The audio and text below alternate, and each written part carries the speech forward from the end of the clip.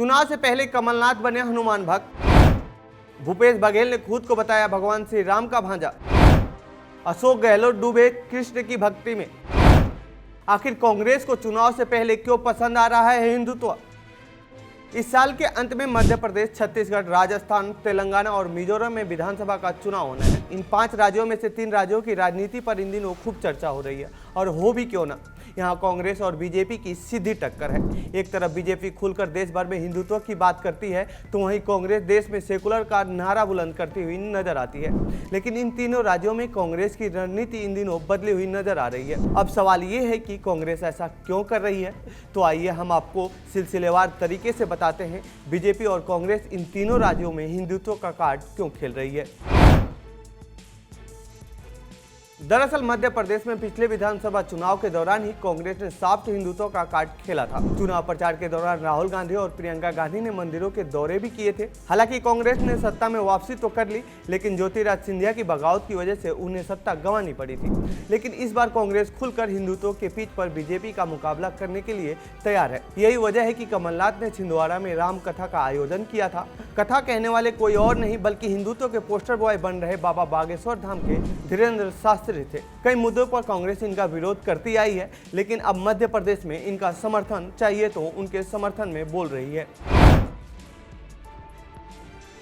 मध्य प्रदेश के 230 विधानसभा सीटों में से 109 सीटों पर 8 धर्मस्थलों का प्रभाव माना जाता है। इसके अलावा बताया जा रहा है कि बागेश्वर धाम के धीरेन्द्र शास्त्री, कुबेश्वर धाम के प्रदीप मिश्रा और पंडोखर सरकार गुरु शरण शर्मा का प्रदेश के 79 विधानसभा क्षेत्रों पर अच्छा खासा प्रभाव है। ऐसे में दोनों दलों के नेता इन बवाओं पर डोरे डाल रहे हैं और कथाओं का आयोजन करा रहे हैं। कुल मिलाकर 230 विधानसभा सीटों में से 150 के करीब सीटें हिंदुत्व की तरफ हैं। यही वजह है कि इन दिनों कमलनाथ खुद को हनुमान भक्त बताते हुए नहीं थक रहे हैं।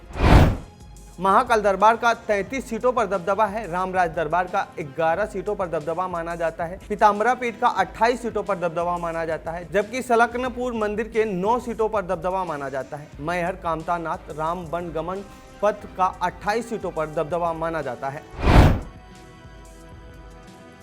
मध्य प्रदेश का पड़ोसी राज्य छत्तीसगढ़ भी इस मामले में पीछे नहीं है।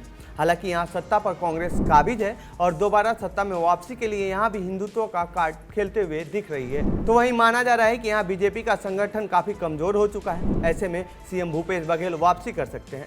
सीएम भूपेश बघेल खुद को भगवान श्री राम का भांजा बता रहे हैं, तो बीजेपी यहाँ पर राम मंदिर का कार्ड खेल रही है। बीजेपी के राम मंदिर के जवाब में भूपेश सरकार ने छत्तीसगढ़ में राम वनगमन पथ का निर्माण करवा रही है।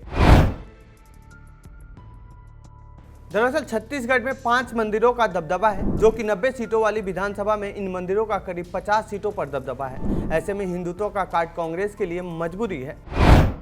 इन मंदिरों में गिरदौरपुरी, कबीर पंथ, बमलेश्वर देवी, सदारनी, भोरमदेव शामिल है। करीब करीब इन मंदिरों का 50 सीटों पर दबदबा है। ऐसे में जिस पार्टी की तरफ अपना ये रुख करेंगे उनकी जीत पक्की मानी जा रही है। यही नहीं, राजस्थान में भी कांग्रेस हिंदुत्व के पिच पर खेलते हुए नजर आ रही है, जहां पर 200 विधानसभा सीटों में से 40 सीटों पर मुस्लिम मतदाताओं का दबदबा माना जाता है। पिछली बार कांग्रेस ने इन 40 सीटों में से 29 सीटों पर जीत दर्ज की थी, लेकिन इस बार कांग्रेस सॉफ्ट हिंदुत्व का कार्ड खेलकर सत्ता में वापसी करना चाहती है। यही वजह है कि राजस्थान में सीएम अशोक गहलोत इन दिनों कृष्ण की भक्ति करते हुए नजर आ रहे हैं। दरअसल भक्ति काल की मीराबाई इसी राजस्थान की धरा पर जन्मी थी और उनकी कृष्ण भक्ति तो संसार भर में फैली है। और अशोक गहलोत के आराध्य भी भगवान गोविंद ही हैं। गहलोत ने श्री कृष्ण बोर्ड का गठन करने से पहले गोविंद भक्ति की इच्छा जनता के सामने जाहिर की थी और जयपुर में गोविंद जी का भव्य मंदिर निर्माण करवाने की बात कही थी। छत्तीसगढ़ मध्य प्रदेश की तरह ही राजस्थान में भी 10 से 11 मंदिर ऐसे हैं जिनका 79 विधानसभा सीटों पर दबदबा माना जाता है। गहलोत ने गोविंद देव की भव्य मंदिर बनवाने की बात कर इन्हें अपने पाले में करने की कोशिश की है। तो ये थी इस साल के अंत में होने वाले विधानसभा चुनाव से जुड़ी हमारी रिपोर्ट। आपको कैसी लगी यह रिपोर्ट कमेंट बॉक्स में बताएं। साथ ही कांग्रेस के इस सॉफ्ट हिंदुत्व वाली राजनीति पर आप क्या कहना चाहते हैं कमेंट बॉक्स में लिख के। बाकी देश दुनिया की खबरों के लिए बने रहिए जनसत्ता के साथ। धन्यवाद।